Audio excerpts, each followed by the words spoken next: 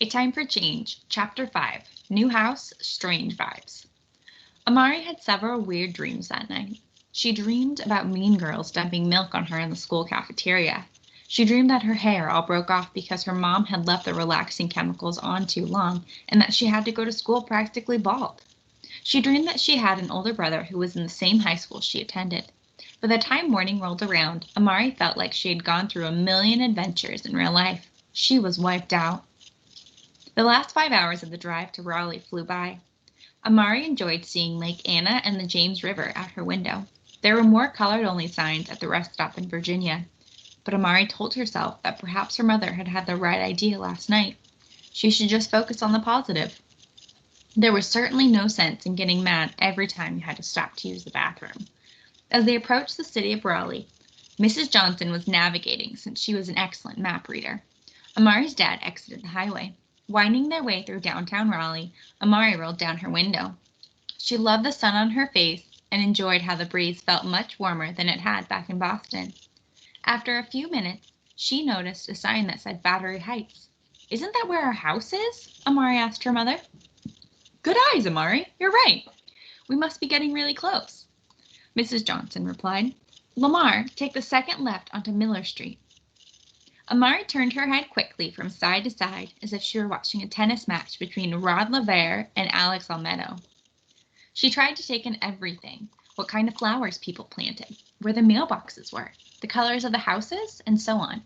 With no double or triple-decker apartment buildings, the neighborhood definitely felt less urban than where she'd lived in Mattapan.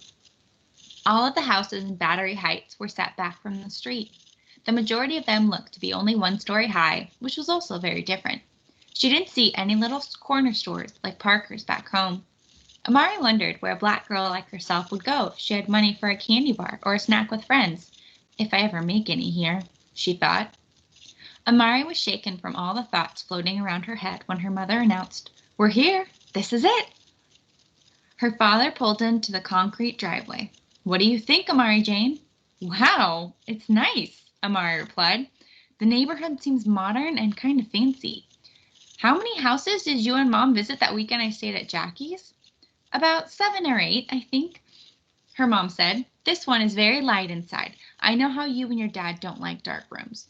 The real estate agent told us that the people in Battery Heights have an active social life with pool and tennis parties and neighborhood get-togethers at the holidays.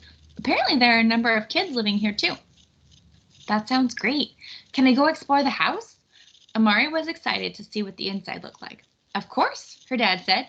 "Let me just find the key in the envelope I have here." Amari walked in and dashed from one room to the next.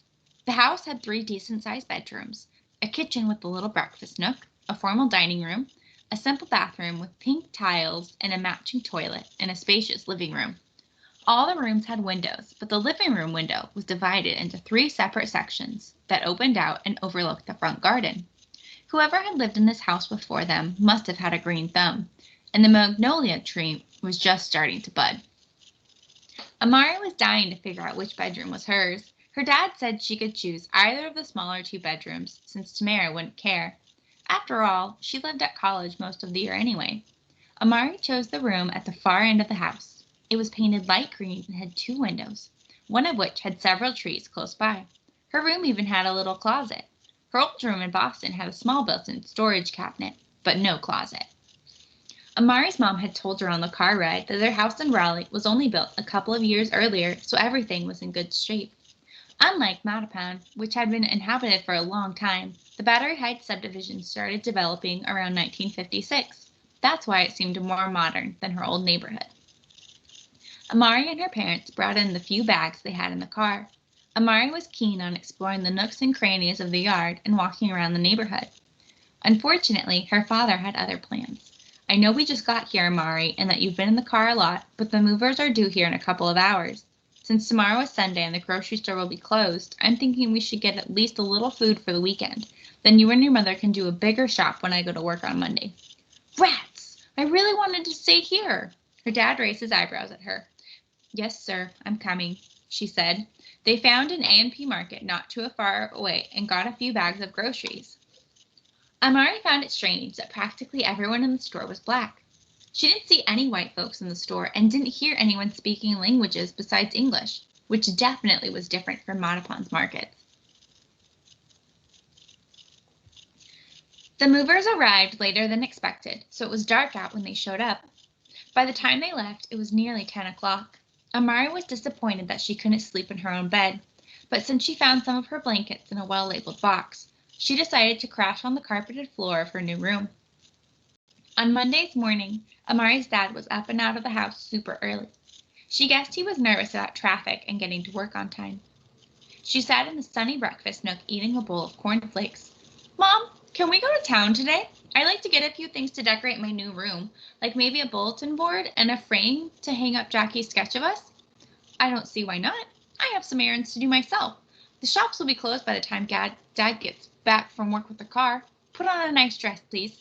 "How come? I thought we were just doing errands," Amari said. "Let's just say I have a feeling about what it might be like in Raleigh, okay?" Amari changed into her long yellow dress and put a matching ribbon in her hair. She wore her favorite pearl earrings. Her mom looked beautiful, as always, but a little unsettled. Amari decided not to ask about it. The two of them waited at the bus stop. About 10 minutes later, the Raleigh City Coach Line bus pulled up. After paying her fare, Amari started walking down the bus aisle. The white folks were all sitting up front and stared at her as she walked by. She tried to avoid making eye contact with them and kept walking until she was near the back door of the bus. Some black folks stared at her while others just looked out the window or down at the floor. She slid into a seat, feeling strange and out of place. Her mother did not chat as she often did on the trolley in Boston. Instead, she just stared at her purse. Eventually, the driver announced, "Downtown Raleigh, last stop for this bus." Amari wanted to walk along a couple of the downtown streets before deciding where to shop. In front of Crest, Hudson Belk, and Woolworths were signs. One said, "La Chinette temporarily closed." Another said, "Closed in the interest of public safety." The third said, "We reserve the right to serve the public as we see fit." She asked her mom about the signs. Mrs. Johnson looked disappointed. "Some businesses would rather close their lunch counters and lose money than serve people like you and me. Students from Shaw and St. Augustine have been busy protesting here in Raleigh over the segregated facilities. What is going on in Greensboro is happening here too." Amari nodded. "I'm glad. I heard on the radio that the Ambassador Theater still has separate entrances for black and white people. Tamara can see a first-run movie in Washington, D.C. and sit where she likes. There's nothing wrong with us." "I agree, love. I'll tell you what. Let's buy the paper while we are in town, and you can find out more about what's happening here in Raleigh. In the meantime, we should get some decorations for your room and pick up your school supplies." Amari had to look through the goods in 3 different stores to find everything on her list. And in each shop, white workers watched her as she gathered her items. They looked at her like they thought she was going to steal their merchandise. She did not like the way that made her feel.